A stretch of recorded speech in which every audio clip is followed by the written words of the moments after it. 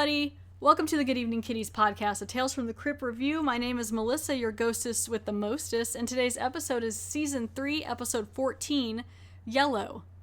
Hey, Mike, are you yellow? I'd like to think not as yellow as this guy, but until you go to war, you'll never really know, will you? That's true. In that case, I would be yellow. But Mike's here to help me review this episode, and this is the last episode of Season 3. So yes. We're going to be wrapping it up and going into Season 4 shortly after this. But let me go ahead here and read some information about it. As always, John Kassir does the voice of the Crypt Keeper, and Danny Elfman does the theme song. This episode was directed by Robert Zemeckis, who also directed the movie Death Becomes Her, which is a great movie if you've never seen it. Have you ever seen it? It's pretty funny. No. Screenplay is by Gilbert Adler, A.L. Katz, Jim Thomas, and John Thomas. There's quite a lot of people in this screenplay. It stars Kirk Douglas from movies such as Spartacus, and from Kirk Douglas being very old. Anyone who's seen Paths of Glory is going to appreciate this episode quite a bit. It also stars his son, Eric Douglas, who is also in movies like The Golden Child, Lance Hendrickson from movies like Aliens and Mom and Dad, and Dan Aykroyd from movies like Ghostbusters. So this has quite a cast in it. This episode aired August 28th, 1991, and here's what it says about the episode. Paths of Twisted Glory. A World War I general devises a plan to prove his soldier son is not a coward. See, they even reference Paths of Glory in the description. Oh yeah, okay. Yeah, what's that movie about? Is it a war thing? It's World War I, actually. It's told from the French perspective during a series of mutinies the French army had as a result of horrific leadership, and bad conditions. That's told from the soldier's viewpoint. In fact, Kirk Douglas plays very, very different characters in both that and this, which we'll get into a little bit later, I suppose, if you'll let me. Let's do it.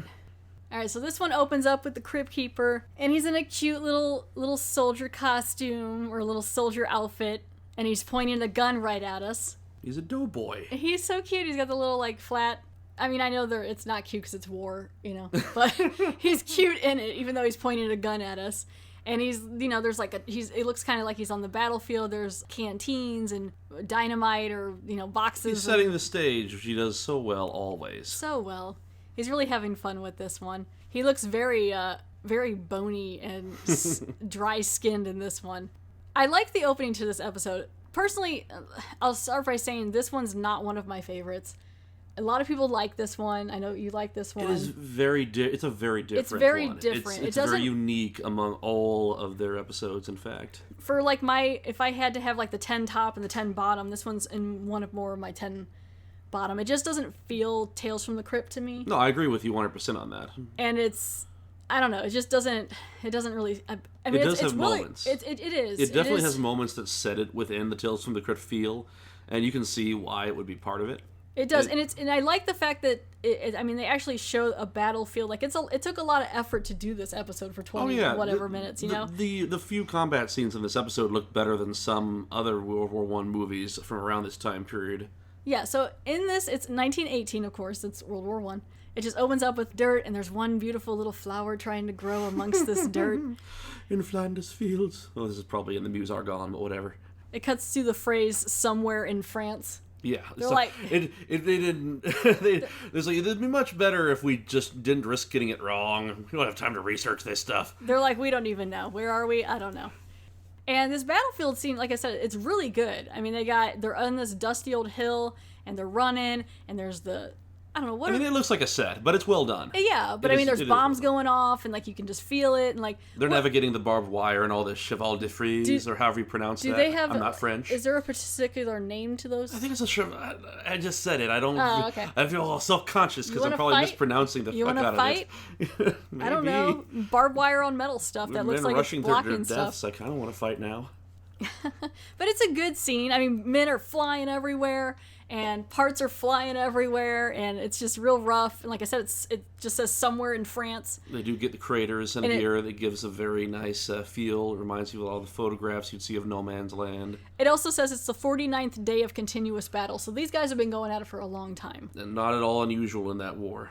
And it starts out with Lance Hendrickson and his character, And there's this great scene here where he's just running around trying to get. I love him. It's so good. So much. He's so gung ho, and he's running around trying to get help, and everyone he keeps running into is dead, and he's just like, damn. Okay, this is where it feels very Tales from the Crypt, very pulpy, which I guess It really, is. whenever we're talking about does this feel like Tales from the Crypt? Okay, what we're really meaning is, does this feel comic booky? Does this feel pulpy? Yeah. Does this feel like something you'd pick up at a newsstand in the 1950s? But it's like he keeps running over to all the soldiers and being like, hey, where's the lieutenant? Where's the lieutenant? And each one's dead, and he's just like, damn. Every time he sees them, damn. We can't really describe this. You have to see it to see the comedic timing in it. It's very nice. It's pretty good. And this last guy, he's like going to talk to him, and as the guy's still alive, and as he goes to point, his hand just gets blasted off. And I mean, you can tell it's fake. It kind of like breaks off at the past the wrist, but it's really fun. Soldier, you see the lieutenant? Damn.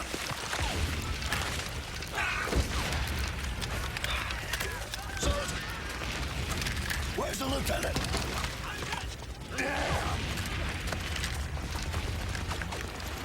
Hey.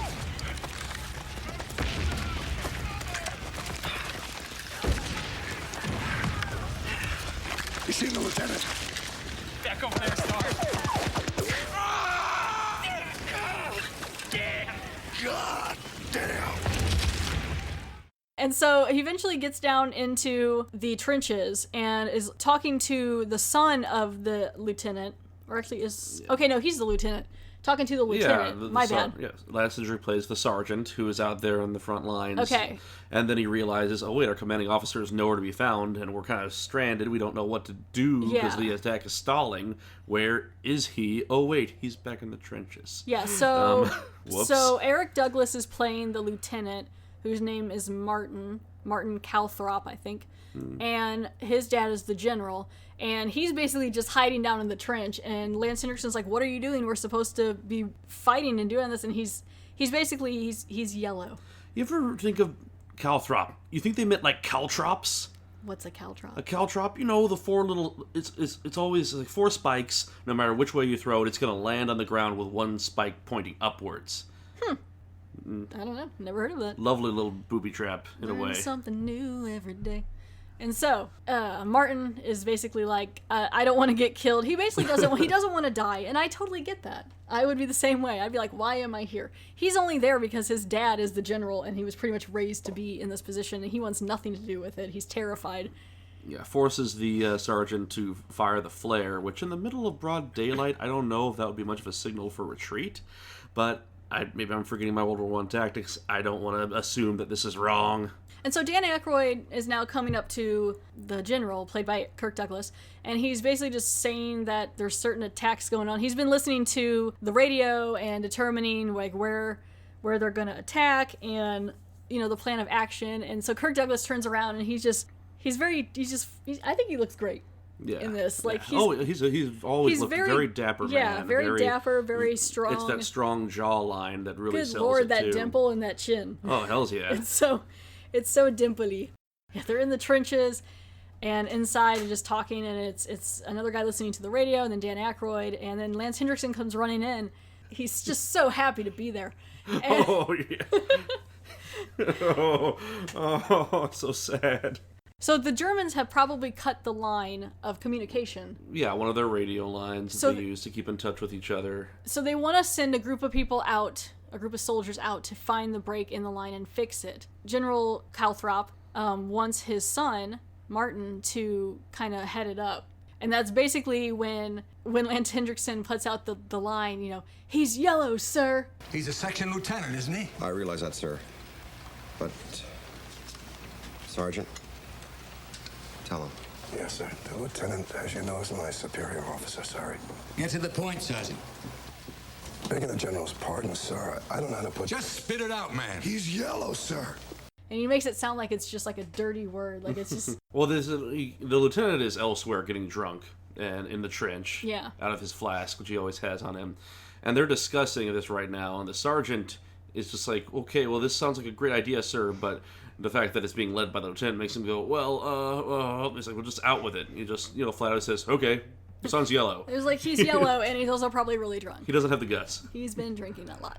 And so then this is when his son shows up, a little buzzed, but he's just like, hey, you wanted to see me. He doesn't even stand to attention Yeah, properly. he just kind of wanders in like, whatever, like smoking a cigarette. Discipline's gone to hell. He doesn't want to be there. That is no excuse. He doesn't, and that excuse will not be good for the rest of the episode because it doesn't justify a great deal of what happens later. Kirk Douglas's character, the general, is asking his son about this mission, and his son is like, he doesn't want to do any of it, but he's like, you know what? If you complete this mission for me and take these men out there and fix the break in this line, I'll get you out of here. He's of course the son, back and forth between them is very kind of illustrative of. You already get the sense that the father has been pushing the son his whole life into positions that maybe the son didn't want to go. The son is basically just saying, Dad, I don't want to die. Because I'm an officer, I can use that. That's my privilege. I can stay behind the lines. And the general, of course, who is much more old school. And in fact, I don't want to say old school. Probably some of the better officers in this war exemplified these qualities where you would lead from the front. And of course, if you were a lieutenant, you would be expected to do things like that. Oh, my bad. Okay, so he's not going to necessarily discharge him. No, he's not. Okay. He's going to transfer him. He's probably transferring him to a choir, either to a choir sector. He said he was going to transfer him to the rear, so he would be off the front lines. Which, these battlefields could be very many, many miles deep. Yeah. Unless there would be like a Michaelmas offensive or something crazy like that going on. You might not have to worry too much if you're 50 miles behind. It depends. Okay, so my bad. He wanted a discharge, but then... It's military stuff. Not everyone. General Calthrop was like, I can't do that, which really he probably shouldn't because it doesn't look good, to get your son. No, you could tell that's weighing on his mind quite a bit because. Oh yeah, it's all about appearances for General Calthrop. Well, I mean, it's so many different layers too because. I kind of get the feel that this is a military family, and they've been doing this for a while. Oh yeah, it's like my father was a whatever, and then his father was a whatever, and then it's the kind of thing where honor and familial reputation is very important, and it's just the kind of thing that you don't like to do. Like there are still senators to this day with sons and daughters in the military, and they take that as a point of pride, and to kind of shield them from those dangers makes them look bad, and they feel it intensely. I mean, he's even like, our dog was part of the military. Yes, Sergeant Scruffles. Yes. So R.I.P. So he's like, I can't do that, but if you do this thing, this mission, I will get you transferred to the back of the war, away from the front lines, where you'll be less likely to die, which is what he does not want to do. Yeah. Still not looking like he is a coward. So he agrees. He's like, okay, fine. I'll take these guys out. Which also is another thing they don't make explicit, but they might have been thinking about this, they might have not. But after very intense action, oftentimes they would they would rotate troops in and out of the trenches. It's not like, most armies tried to do that as much as possible, because staying in that state for months on end would make you go insane. Yeah, I can't imagine. So you could just say, oh, he's been on this patrol. Hey, man, just because this is more customary, let's send him back. You could always pretend. There would be that kind of veneer over it, I think the thing that would bug me the most, which I know a lot of soldiers had this, is you had all the constant noise, and then you have no noise. That was a major factor. This was a war in which this is where they diagnosed shell shock. People would just go nuts because they were under constant stress, constant What I'm anxiety. saying, though, is like you're in constant noise for, say, 2 months, and then you go home and it's deadly quiet, and then you're like, you almost can't cope, that kind of thing. Like it's just like you're so used to living with this. It's very telling that this war bred a great many of the dictators and say the masochists and other monsters that would later lead people in World War II. It fucked up a lot of people. So they're on their way out to this mission. They're like, the Germans are everywhere. Can you see the break?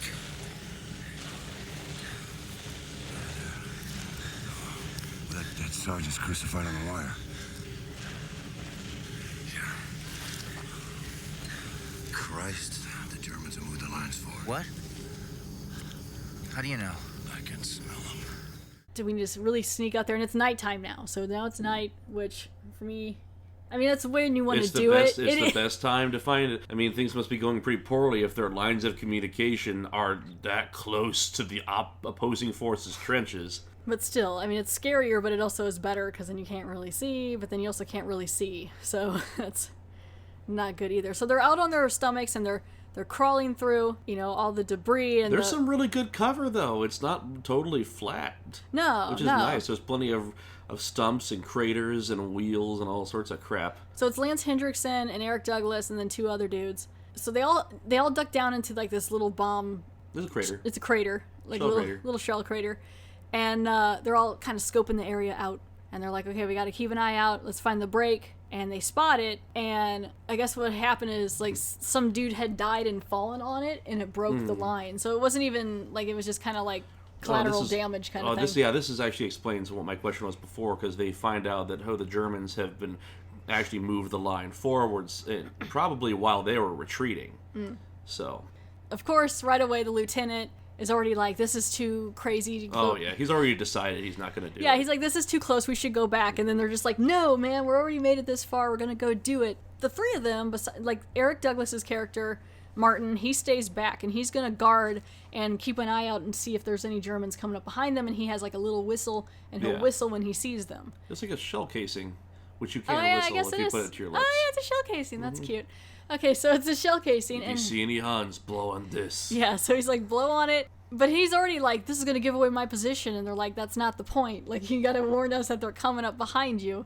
And so he's like, okay, fine. And so he agrees to it. Yeah, basically, if you see danger before we do, yeah, let us know. And this is, the men are doing him a gigantic favor here by letting him even stay behind the crater and standing guard like that. Yeah, because he's the lieutenant. By all rights, to prove his bravery and get transferred to the rear, he should be the one out there. But whatever. Yeah, so now back at the trench, Dan Aykroyd is kind of, asking about it, keeping an eye out. Yep, he's the captain. Is that what he is? Yep. Okay. Captain Dan Aykroyd. In between the general and the lieutenant. I know roughly how military ranks go. And so Lieutenant Martin Calthorpe, the yellow guy, is in the trench, and he's just sitting there with his gun pointed and like his little pistol, and he's just waiting, and he's watching the soldiers kind of go ahead. And he's keeping an eye out to see if anyone's coming up behind them. And he's got his flask, and he takes a drink of some liquid courage to take the edge off. It never seems to help him, though. So what's the point? And so he starts to see a couple soldiers coming over the... German soldiers. Sorry, my bad. Couple German soldiers coming over the side, and he panics. He freezes. He has the little bullet casing whistle in his hand, and he needs to do it, but this is where I go crazy about this, because...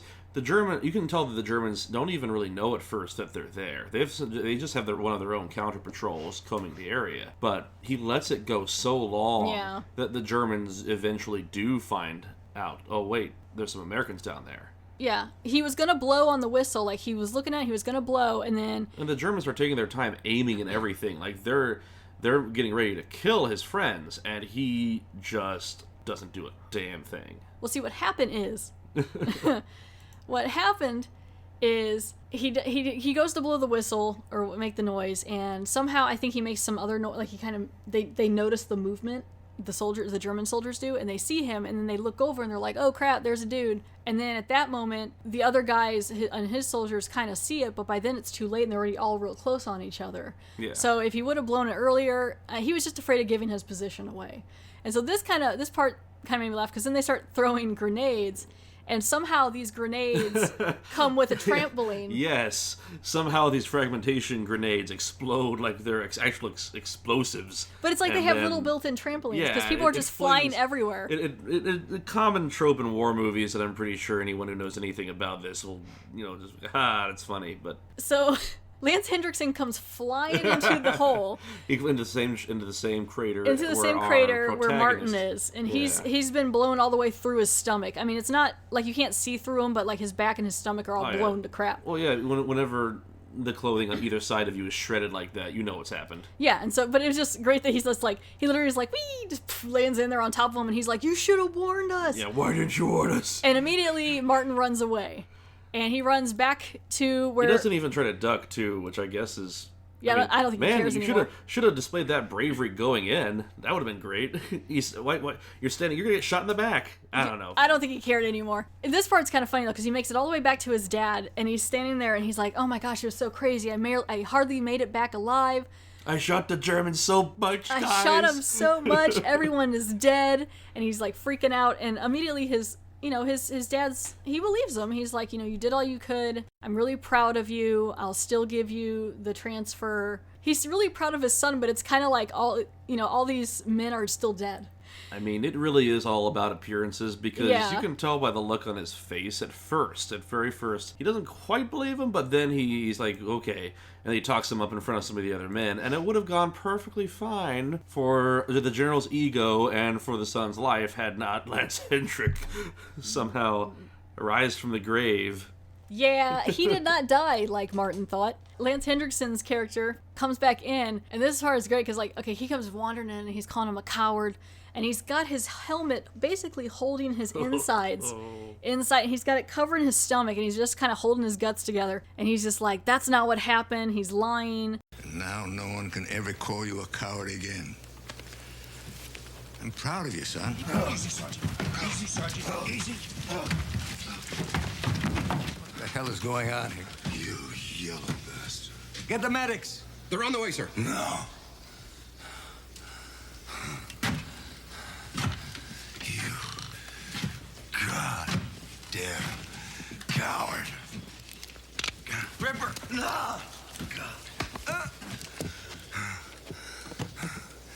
He saw the German patrol come around behind us. He could have warned us. But he didn't. He's yellow. Goddamn coward. And Martin's immediately like, what? No, he's lying. He just pulls his 1911 out on the guy and is about to waste the lieutenant right then and there. And of course, he gets pulled away by Dan Aykroyd, but... Well, and he explains everything that's happening, and the lieutenant, Martin, is like, that's not what happened. And then I love this part, because then, like, Kirk Douglas is like, well, let me hold your gun. Well, he asked him right off, is that the gun you used to shoot the Germans? Yeah. Yeah, and then when he goes to hold it, it's cold. So you know he didn't shoot it, which I'm like... Well, he can tell it's not even been fired at all. Yeah. Like, from the residue, there's no residue. There's no residue or anything. He finds it out. And this is when Lance Hendrickson pulls... I love it, like, Lance Hendrickson pulls the helmet away, and his, like, not guts really, but just, like, skin and things are hanging out, and he's bloody, and he's slowly... I think we're meant to think it's intestines. I guess. And he's walking up to Kirk Douglas... And Kirk Douglas isn't even fazed by the fact that there's, like, gore coming out of his stomach. I've seen way worse, you know. I guess. Well, probably was a mercenary in the Mexican Revolution. He's seen stuff. But Lance, like, basically falls back and falls forward, falls back, and dies right there on the floor. Lance Hendrickson does great and all. Like, he was in. Oh yeah, he's great. The other episode. He was in Predator, wasn't he? No, he was in Alien. He was Bishop. But he was also in another Tales from the Crypt episode. Yeah. He was in wasn't it the one where they Cutting were Cards? Yeah, Cutting Cards. Cutting Cards, where he really is overacting there. one. There's a great speech that he does in the parking lot when they were playing Russian roulette. Like, he Oh, yeah. gets all into it. So That's I mean, one of my faves too. Yeah, he's a great actor. And so now, is this court-martialed or what is he being? Yeah, he's being court Okay. because he's been officially accused of cowardice before the enemy. So because he's, you know, and also horrible dereliction of duty. Yeah. Completely, he left his men. Those men's lives were in his hands, and he let them all down. So a bunch of them go back to this dilapidated church that they've turned into, like, this court kind of area, or basically they're like base of operations kind of thing. And they have a trial, and Martin gets sentenced to death by gunfire. Firing squad, yeah. Yeah, there you go. Death by firing squad the next morning. The tribunal finds the accused, Lieutenant Martin Calthrob, guilty, as charged, with dereliction of duty, desertion under fire, and cowardice in the face of the enemy. According to the dictates of military law, it is my duty as the commander of this division to inform you, Lieutenant Calthrob, that you've been found guilty of the charges lodged against you. Penalty for this crime is death by firing squad. Yeah, it doesn't take long. I mean, it's pretty much open and shut case. So Martin is like, fine. He tells his dad, like, fine, okay. I never wanted to do this anyway. Whatever.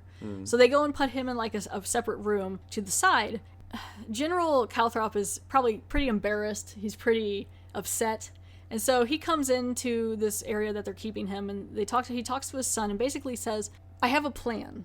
Well, before that, though, they talk at length about you get a really good sense of their relationship and how he had put his son through everything. West Point, he'd given him basically everything he could have to excel in a military career except the will to do it. That comes from within. If you want to do this kind of thing, then you'd better be gung-ho about it. And you can't expect to force anyone to get into it really that much either. He obviously never wanted any part of this. And a lot of people, I think, went to World War I not understanding just how horrific it would be at all. Like, it was not at all a glorious war. It was a war very much like most other modern wars where you basically just spend most of the time trying to keep alive. And here and there, try to finish whatever missions you have in front of you. You can tell that he never was very enthusiastic about it, and that the father basically had forced him into this his whole life. Oh, yeah. And that's why Martin's saying to his dad here, he's also like, I wasted my life just being what you wanted me to be. This is not what I wanted. All he ever wanted from his dad was just like a little pat on the back, a little... Oh, well, he's a well-done son guy, if we can follow tropes now. Yeah, he just wanted a little, like, what's the word I'm looking for? Parental approval, a little bit of... Approval, acceptance. acknowledgement. Yeah, Acknowledgement. Like, he wanted a little We're just bandying about words for the same thing at this point. He just wanted Daddy to notice him. Isn't that always the way? I know, right? But he's basically like, Dad, I'm afraid to die. So is that such a big thing? I mean, like, it's some of the most real dialogue you'll actually get in Tales from the Crypt. And by real, I don't mean to disparage the other stuff, because I find it great, but it's kind of feely, So after all this, basically what he's saying is what the general comes up with is a plan. So he tells his son, Listen to me. There's always a blank in one of the rifles in the firing squad. Leaves a question of doubt as to who fired the fatal shots, and I'm the one who loads the rifles. This time, I'll load them all with blanks. When the squad fires, I want you to pretend you're dead. The division will be moving out almost immediately. I've already issued orders. Listen to me. I'll make up a pact for you. New identity card, some money, rations. I'll put it in the ditch where you fall. As soon as the company moves out, you take off. I actually feel pretty ignorant here, because I just realized I do not know if this is factual, if any of our military listeners could point anything out to us, because he says that, well, we have all the men in the firing squad. I load all those rifles. One of them is always a blank. That way, no one knows whether or not they fired the fatal shot. I don't know if it's factual. So he's basically like, I'll fill them all with blanks this time. And then they kind of, the way they set it up is weird, because it's like, we'll get to it in a second, but it's like you stand on this deck and it's overlooking like this death pit that's kind of messed up, where there's just like wrapped up bodies down there. So you'll get shot and fall back. So I guess the point is, I guess the blanks would still hit him though, right? Do blanks, it's not like a rubber bullet, right? It's no, a blank, to my knowledge. You see, that's another thing. I feel really stupid now. I feel like that would give it away, though, if they shot him with the blanks. We should have done our research for this episode, damn it. If anybody knows about World War I and if they used blanks or rubber bullets. I know a lot about the political and the military backgrounds, but some of the smaller things like this is just like whoosh over my head. So anyway, he's basically saying he'll send them all with blanks. He'll leave a bag of some supplies down at the bottom. You'll pretend like you die, fall over, and then I will get you out of here, and you can just live a different life, and I'll pretend my son is dead, but he won't be. Yeah, whole new identity for him and everything. Yeah. They make that pretty clear. Martin's like, let's do that. So he's like, sure. Okay, so it's the next day. Or that morning. And they got everybody out there. Like, there's a whole bunch of people. I'm assuming there's a bunch of people still fighting. But there's a bunch of people out there, and there's drummers and like flags and this head leading out to the deck to where he's gonna get shot. He's definitely getting way more ceremony than a lot of poor French so-called mutineers got in the few years before this. It's a lot of pageantry. And you'll see a bit of that if ever you watch Paths of Glory, starring Kirk Douglas as well. Please go watch it. But the thing is, Martin comes out, and he's pretty cocky. He should be acting more like he's actually afraid to die, but he's all just like, what's up, guys? So it's almost kind of gives it away, the fact that he's gonna get shot with blanks, like the way he's acting. But I also noticed that, like, okay, so this is like literally like a 7-minute scene or longer of just them preparing him up to the deck. It takes quite a bit. These poor drummers in the background, because I'm a drummer, and these poor drummers are doing the tight roll, just, and it's literally the whole time. And I'm like, their poor little wrists are probably just like carpal tunnel, like the whole time. So the drummers are going, and they bring Martin out, and they have the priest there to do like the last rites, and he stands up on this deck above this death pit with all these other little wrapped up bodies in it, which is kind of freaky. And he sees that there's a bag of supplies down there, so he's like, cool, we're gonna do this. And so here comes General Calthorpe with his giant dimple in his chin. It is very prominent is very prominent in this scene. And Dan Aykroyd comes up and asks him if he has any last words, and he does a speech about dying with dignity kind of thing. Yeah, he feels, and in a way, like, well, he knows what this is all about. This is all about his dad not having to suffer the ignominy of having a coward in the family. Mm-hmm. So, he says, well, now that I'm being executed, now I feel like what I've been running from all this time, it's evaporated. It's okay now. I feel like I can face these guns with bravery. Now, I'm just paraphrasing extremely. He actually quotes Shakespeare in this. Yeah, and then they ask him if he wants a cigarette. He says no, but I would like a drink. So he takes a drink out of his flask. They aim up to fire, and when they do... Firing squad, post!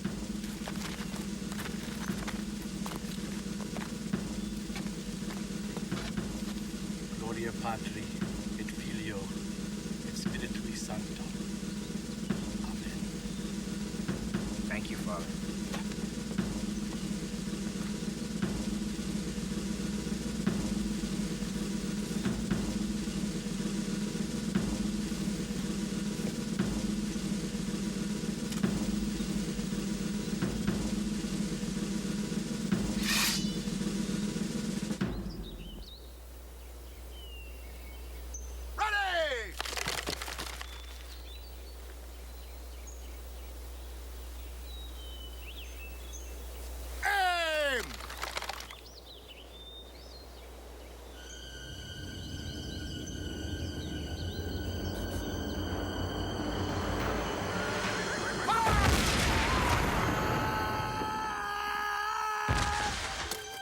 He sees that his dad looks away. He can't meet his eyes.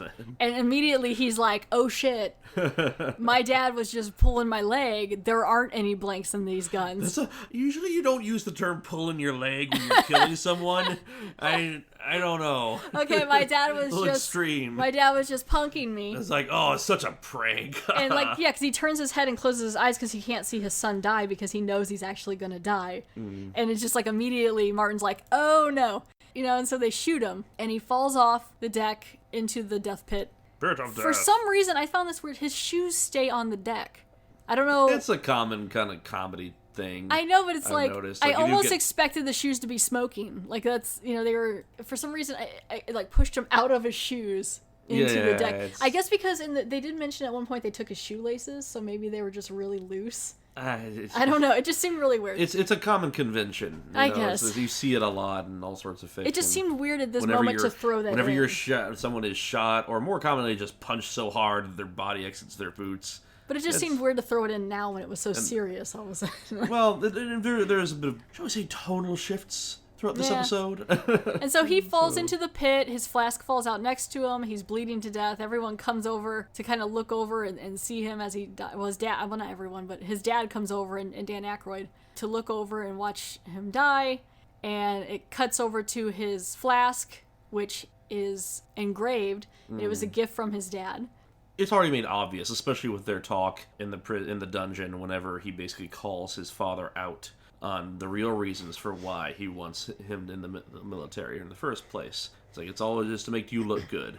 So anyway, as soon as he goes over and watches his son, and like Dan Aykroyd comes over and he's, kind of consoling him, and immediately... He's like, oh, it's okay. Yeah. Immediately General Calthrop is like, well, my son is not yellow. That's all he cared about. And you see this kind of like weird, kind of sociopathic little tiny grin on his face as he says it. It's great. He's just, he didn't even like shed a tear. He just kind of closed his eyes because he didn't want to watch it. But then he was just like, my son is not yellow. Okay, peace. Like he just kind of like walks away. And then it cuts down to his flask and it says, to Martin, let courage be thy name, love Dad. 1917. Man, that's so... And that's the end of the episode. It's rough. Cuts out from there. Like I said, this one, it's just a little more dour or so than... It's more serious. Yeah. Because we're dealing with real concepts. I mean, not that the other episodes aren't exploring real concepts too, but this story could have happened very easily. Yeah, like I said, it's not one of my faves. A lot of people really like this episode, and that's fine, but it's just, for me, it's not probably one of my top, but it's fine. I mean, By virtue of just being a history geek, I like it. Well, and I think just the cast, too. It's such a great cast for the time, and it just... Oh, yeah, people were really into it. So, like I said, cuts back to the Crypt Keeper. He's tied to a tree, and his own firing squad is getting ready to shoot him, and he's going to pull his own lever for it, and then the guns come down, and he shoots himself, laughing hysterically. You see, it's just a big romp for him. Crypt Keeper, you're so punny. And the best Crypt Keeper pun is... I guess Martin finally learned his lesson. No guts, no gory. So that's the end of the episode of Season 3, Episode 14, Yellow. That wraps up Season 3. Next would be Season 4, Episode 1. No. You want to fight? Yes. And that one's called None But the Lonely Heart. I have a little bit of trivia here from IMDb. Eric Douglas, Lieutenant Martin Calthrob, was the real-life son... Oh, it's Calthrob, not Throp. Oh, well, I don't know. Never mind. Either way. It's a caltrop that throbs. Yeah. Yeah. Lieutenant Martin Calthrop was the real-life son of Kirk Douglas. Yes, we know that, General Calthrop. So that's kind of at an interesting and kind of awkward dimension. I mean, well, they're both professional actors, right? Yeah. So it's like, I haven't really seen the son in very much, though. He passed away shortly after that, I think, from I think he had a problem or something. You're making the episode more real than it needs to be. Let me look that up real quick. That's some grim shit. Okay, he didn't die. He died in 2004. So it was quite a bit. Yeah, I mean, it wasn't. Quite it a wasn't bit like later, right after it all. But he was only 46. He had an accidental drug overdose. Okay, yeah, I was gonna So say that's that's quite different. So that's a bummer. Some more trivia is if you pay attention during the first scene, you will see the same stunt used 2 times, just from different angles. A soldier steps on a quote unquote landmine and is shot into the air, spinning and landing face down in a puddle. So Why is landmine in quotes? Because they don't make you fly face down into a puddle. Yeah. This is also the longest episode of Tales from the Crypt, with twice the running time of any other episode of the show. Really? Apparently, unless... I guess it is says 38 minutes. Yeah, so you know what's weird is I didn't really pick up on that. I guess it is a little bit longer. Well, good stuff with good dialogue tends to go quick. It's why the Hateful Eight went by right away for me. I guess that makes sense of why that one death scene was like 10 minutes long for him walking out to the death pit. But yeah, so it's just a trench with all their newly killed soldiers, man. It's a mass grave. It's a creepy death pit. But yeah, so that's the end there. And Mike, thank you for being on this episode. It was a joy. Yeah. It was a grim, horrible joy, bringing back all my memories of learning about World War I. Exactly. And thank you guys out there for downloading. You can like, rate, review, subscribe, follow the podcast on Facebook. I'm also on Twitter at Gek Podcast. That's at GEK Podcast. I'm also on Spotify. I hope you guys have a good one. And again, thanks for downloading and thanks for listening.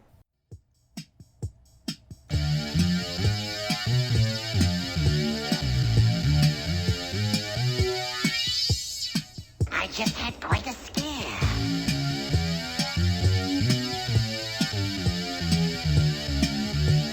I actually thought my heart was beating again.